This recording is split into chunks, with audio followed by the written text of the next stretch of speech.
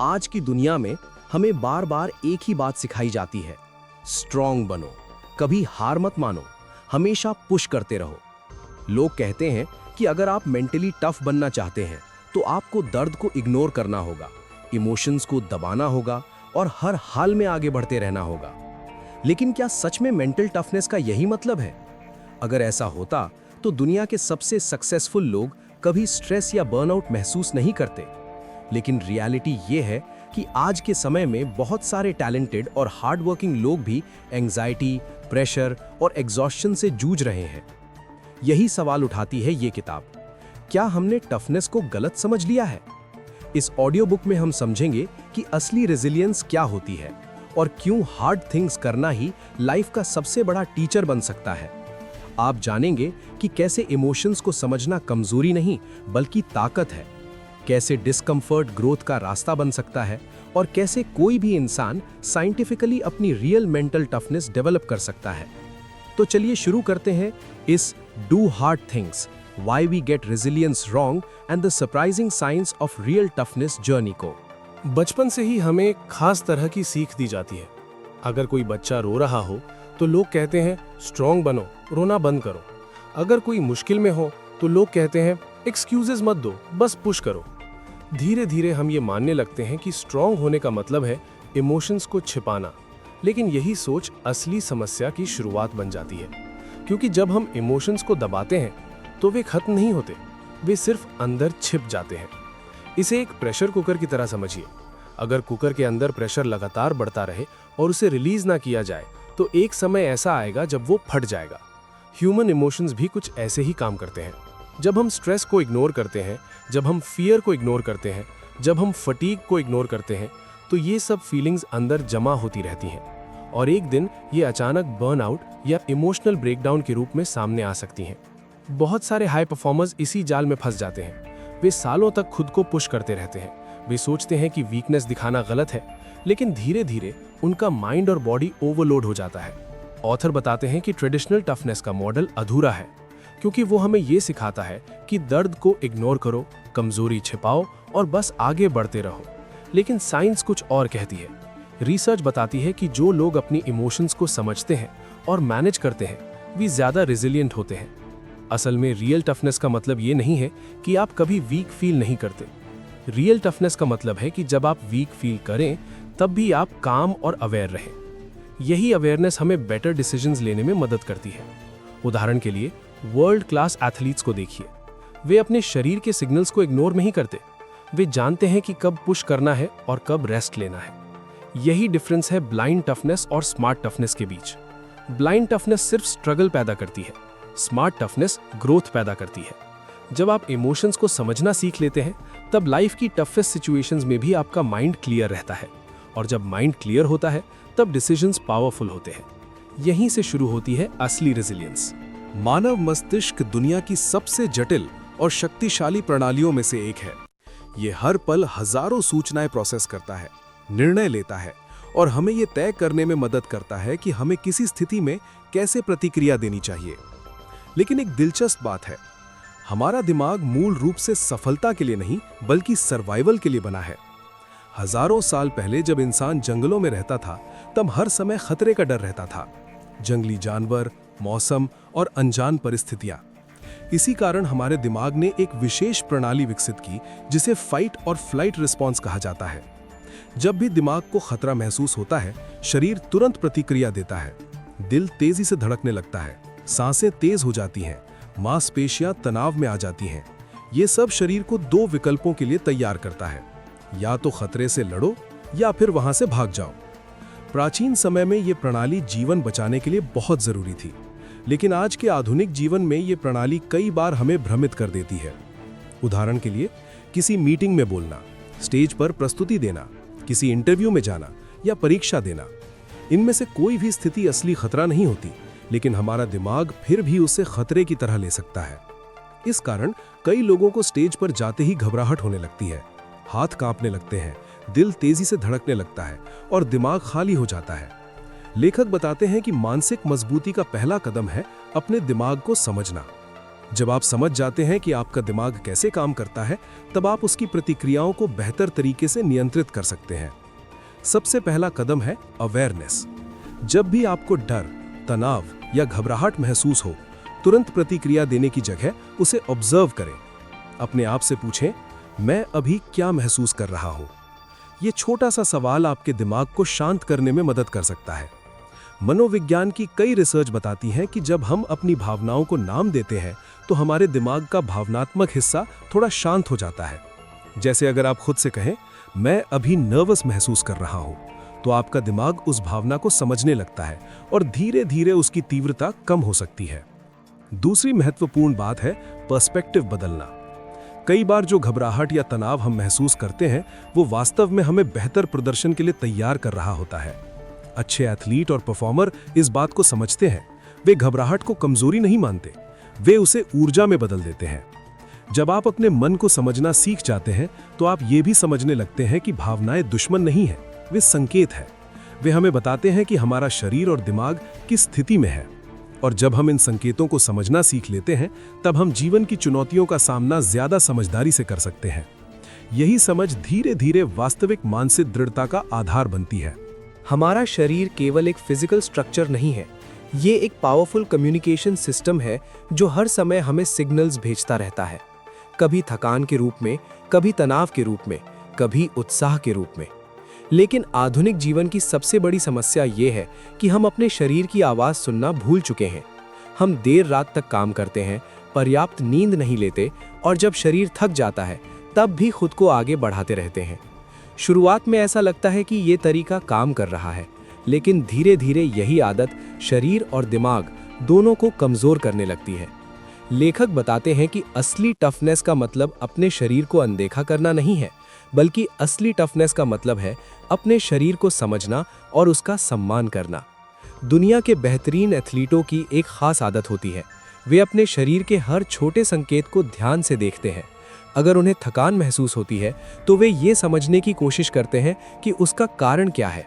अगर उन्हें ऊर्जा महसूस होती है तो वे अपने प्रदर्शन को और बेहतर बनाने की कोशिश करते हैं। इसका मतलब ये है कि वे बिना सोचे समझे खुद को पुश नहीं करते, वे स्मार्ट तरीके से पुश करते हैं। इसी विचार को लेखक स्मार्ट टफनेस कहते हैं। स्मार्ट टफनेस का मतलब है ये जानना कि कब खुद को आगे बढ़ाना है और कब थोड़ा रुककर आराम करना है। इसे एक मैराथन रनर के उदाहरण से समझते हैं। अगर कोई रनर रेस की शुरुआत में ही पूरी ताकत से दौड़ने लगे तो शायद कुछ समय तक वो बहुत तेज दौड़ेगा, लेकिन जल्द ही उसकी ऊर्जा खत्म हो जाएगी।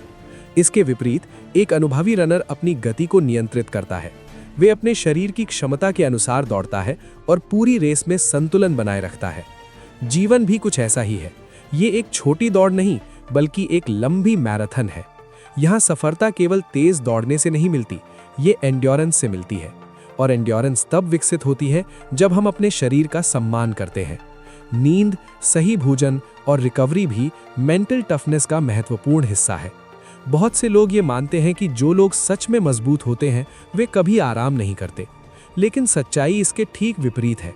दुनिया के सबसे सफल लोग रिकवरी को भी अपनी ट्रेनिंग का हिस्सा मानते हैं, क्योंकि जब शरीर को आराम मिलता है तभी वो पहले से ज़्यादा मजबूत बनता है। जिम में भी यही सिद्धांत लागू होता है। मांसपेशियां एक्सरसाइज करते समय नहीं, बल्कि रेस्ट के दौरान ग्रो करती हैं। मन भी बिल्कुल इसी तरह काम करता है। अगर हम लगातार तनाव में रहते हैं और खुद को आराम का समय नहीं देते तो हमारा दिमाग धीरे धीरे थकने लगता है। लेकिन अगर हम चैलेंज और रिकवरी के बीच संतुलन बनाते हैं तो हमारा मन और शरीर दोनों मजबूत होते जाते हैं।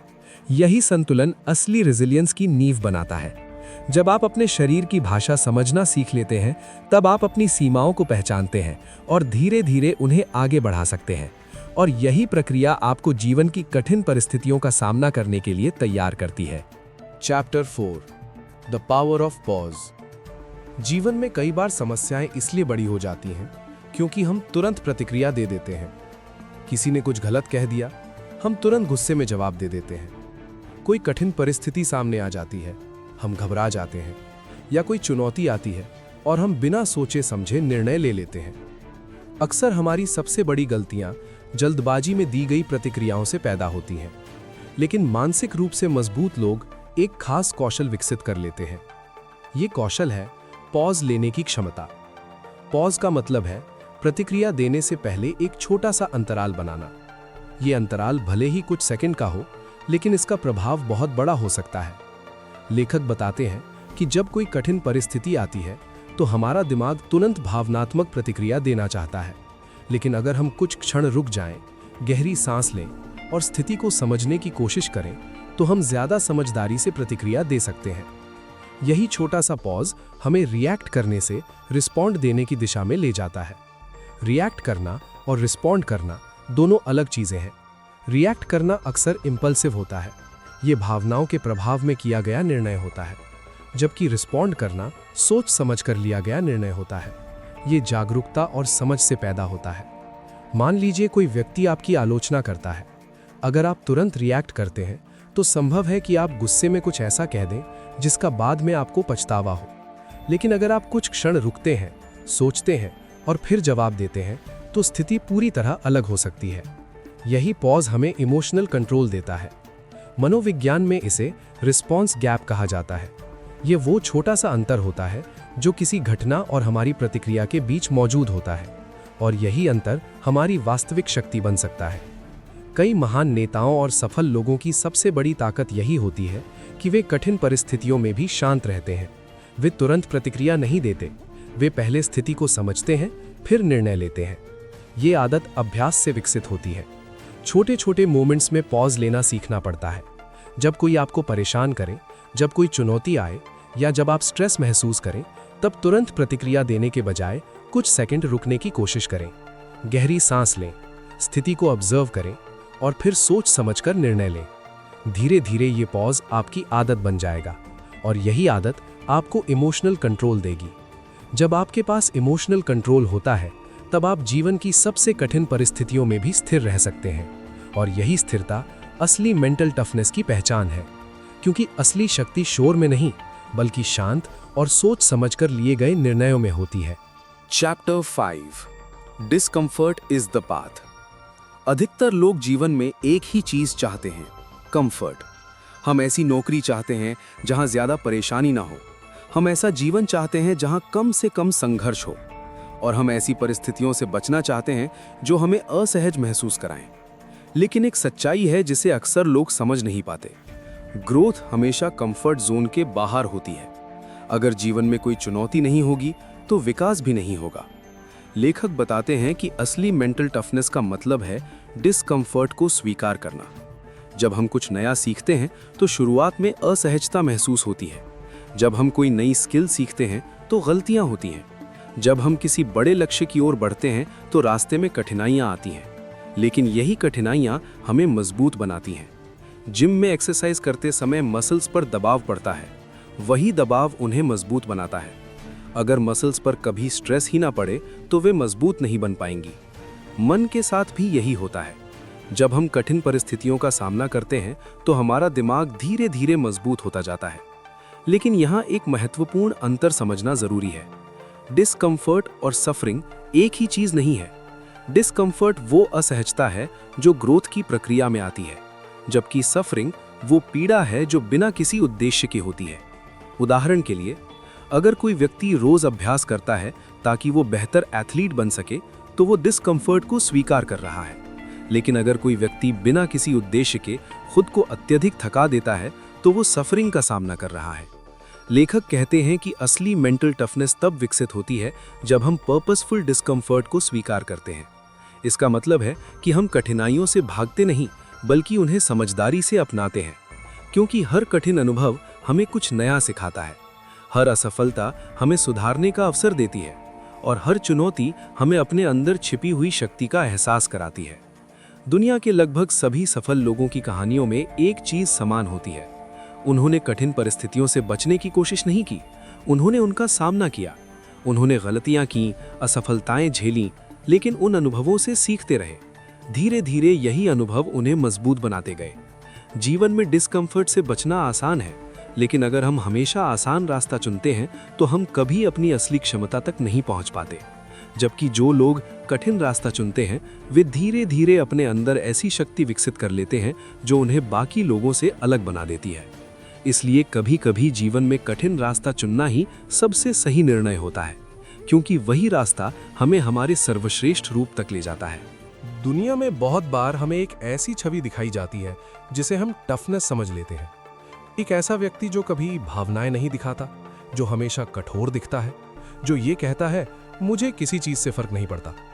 बाहर से देखने पर यह बहुत मजबूत दिखाई देता है, लेकिन लेखक बताते हैं कि कई बार ये फेक टफनेस होती है। फेक टफनेस का मतलब है ऐसा दिखाना कि आप मजबूत हैं, जबकि अंदर से आप संघर्ष कर रहे होते हैं। बहुत से लोग अपनी भावनाओं को छिपाने के लिए कठोर व्यवहार करने लगते हैं।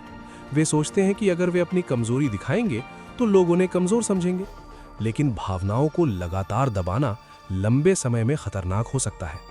जब हम अपनी भावनाओं को स्वीकार नहीं करते तो वे हमारे अंदर जमा होती जाती हैं। धीरे धीरे ये तनाव, गुस्सा और थकान का कारण बन सकती हैं। लेखक बताते हैं कि असली मानसिक शक्ति का मतलब भावनाओं को छिपाना नहीं है, बल्कि उन्हें समझना और सही तरीके से व्यक्त करना है। उदाहरण के लिए, अगर कोई व्यक्ति बहुत अधिक तनाव में है लेकिन वो हमेशा ये दिखाता है कि सब कुछ ठीक है, तो वो अपने शरीर और दिमाग पर अतिरिक्त दबाव डाल रहा है। लेकिन अगर वही व्यक्ति अपनी स्थिति को स्वीकार करता है और जरूरत पड़ने पर मदद मांगता है, तो वो वास्तव में ज्यादा मजबूत साबित होता है, क्योंकि सच्ची ताकत ईमानदारी और जागरूकता से आती है। कई महान एथलीट और सफल नेता ये स्वीकार करते हैं कि उनके जीवन में भी कठिन समय आया है। उन्होंने डर महसूस किया, असफलता देखी और कई बार खुद पर भी संदेह किया, लेकिन उन्होंने इन भावनाओं से भागने के बजाय उन्हें समझने की कोशिश की। यही प्रक्रिया उन्हें और मजबूत बनाती है। फेक टफनेस अक्सर हमें यह विश्वास दिलाती है कि हमें हमेशा परफेक्ट दिखना चाहिए, लेकिन असली जिंदगी में कोई भी व्यक्ति हर समय परफेक्ट नहीं होता। हर किसी के जीवन में संघर्ष होते हैं, हर कोई कभी न कभी कमजोर महसूस करता है, और ये पूरी तरह सामान्य है। जब हमें सच्चाई को स्वीकार करते हैं, तभी हम अपने आप को बेहतर तरीके से समझ पाते हैं। लेखक के अनुसार असली टफनेस का मतलब है अपने डर को स्वीकार करना, अपनी कमजोरियों को समझना और फिर भी आगे बढ़ते रहना। ये दिखावा करने से कहीं ज्यादा कठिन है, लेकिन यही वो रास्ता है जो हमें सच्ची मजबूती की ओर ले जाता है। जब हम अपने असली रूप को स्वीकार करते हैं, तब हम दूसरों के सामने भी अधिक सच्चे और मजबूत बनते हैं, और यही सच्चाई हमें अंदर से स्थिर बनाती है। यही स्थिरता असली रेजिलियंस की पहचान है। जीवन में हर व्यक्ति कठिन परिस्थितियों का सामना करता है। कभी असफलता मिलती है, कभी आलोचना सुननी पड़ती है, कभी ऐसे हालात आते हैं जहां सब कुछ हमारे नियंत्रण से बाहर लगता है। ऐसे समय में एक चीज तय करती है कि कोई व्यक्ति आगे बढ़ेगा या हार मान लेगा, और वो चीज है रेजिलियंस, यानी कठिन परिस्थितियों से उभरने की क्षमता। लेकिन रेजिलियंस अचानक पैदा नहीं होती, ये धीरे धीरे विकसित होने वाली एक स्किल है। लेखक बताते हैं कि असली रेजिलियंस बनाने के लिए 3 महत्वपूर्ण गुणों की आवश्यकता होती है। पहला, सेल्फ अवेयरनेस। सेल्फ अवेयरनेस का मतलब है खुद को समझना। जब हम ये समझने लगते हैं कि हमारे विचार, भावनाएं और प्रतिक्रियाएं कैसे काम करती हैं, तब हम उन्हें बेहतर तरीके से नियंत्रित कर सकते हैं। जो लोग सेल्फ अवेयर होते हैं, वे अपनी गलतियों से सीखते हैं और खुद को लगातार बेहतर बनाते रहते हैं। इसके विपरीत, जो लोग अपनी गलतियों को स्वीकार नहीं करते, वे बार बार वही गलतियां दोहराते हैं। इसलिए रेजिलियंस की शुरुआत खुद को समझने से होती है। दूसरा, इमोशनल कंट्रोल। जीवन में कई बार ऐसी परिस्थितियां आती हैं जहां हमारी भावनाएं बहुत तीव्र हो जाती हैं। गुस्सा, डर, निराशा या चिंता, ये सभी भावनाएं हमें गलत निर्णय लेने की ओर धकेल सकती हैं। लेकिन मेंटली स्ट्रांग लोग इन भावनाओं को पूरी तरह दबाते नहीं हैं। वे उन्हें समझते हैं और नियंत्रित करना सीखते हैं। जब कोई कठिन परिस्थिति आती है तो वे तुरंत प्रतिक्रिया नहीं देते। वे कुछ समय लेते हैं, स्थिति को समझते हैं और फिर निर्णय लेते हैं। यही इमोशनल कंट्रोल उन्हें दूसरों से अलग बनाता है। तीसरा, पर्पस ड्रिवन एक्शन। जब किसी व्यक्ति के जीवन में स्पष्ट उद्देश्य होता है तो वो कठिन परिस्थितियों में भी हार नहीं मानता। उद्देश्य हमें आगे बढ़ने की प्रेरणा देता है। जब रास्ता कठिन होता है, तब वही उद्देश्य हमें याद दिलाता है कि हम ये सब क्यों कर रहे हैं। दुनिया के कई महान नेताओं और सफल व्यक्तियों के जीवन में एक स्पष्ट उद्देश्य था।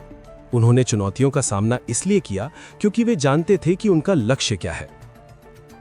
जब सेल्फ अवेयरनेस, इमोशनल कंट्रोल और पर्पस एक साथ आते हैं, तब एक व्यक्ति के अंदर असली रेजिलियंस विकसित होती है। ऐसा व्यक्ति कठिन परिस्थितियों में भी शांत रहता है। वो असफलताओं को अंत नहीं मानता, बल्कि उन्हें सीखने का अवसर समझता है। धीरे धीरे यही सोच उसे और मजबूत बनाती है। रेजिलियंस का मतलब ये नहीं है कि जीवन में कभी कठिनाई नहीं आएगी, बल्कि इसका मतलब ये है कि जब कठिनाई आएगी तब आप उससे टूटेंगे नहीं, आप उससे सीखेंगे और आगे बढ़ेंगे। और यही क्षमता किसी भी व्यक्ति को लंबे समय में सफल बनाती है। जिस तरह हमारा शरीर अभ्यास से मजबूत बनता है, उसी तरह हमारा मन भी अभ्यास से मजबूत होता है। बहुत से लोग ये मानते हैं कि मेंटल टफनेस जन्म से ही कुछ लोगों में होती है, लेकिन लेखक बताते हैं कि ये पूरी तरह सही नहीं है। मेंटल स्ट्रेंथ एक स्किल है जिसे अभ्यास और अनुभव से विकसित किया जा सकता है। जिस तरह हम जिम में जाकर अपने मसल्स को ट्रेन करते हैं, उसी तरह हम अपने माइंड को भी ट्रेन कर सकते हैं, लेकिन इसके लिए नियमित अभ्यास और सही दृष्टिकोण की जरूरत होती है। सबसे पहला तरीका है छोटी चुनौतियों को स्वीकार करना।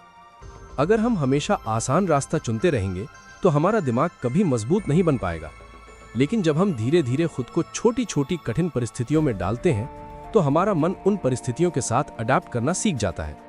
उदाहरण के लिए, अगर किसी व्यक्ति को पब्लिक स्पीकिंग से डर लगता है तो वो शुरुआत में छोटे समूह के सामने बोलने का अभ्यास कर सकता है। धीरे धीरे जब उसका आत्मविश्वास बढ़ेगा तब वो बड़े मंच पर भी बोलने में सक्षम हो जाएगा।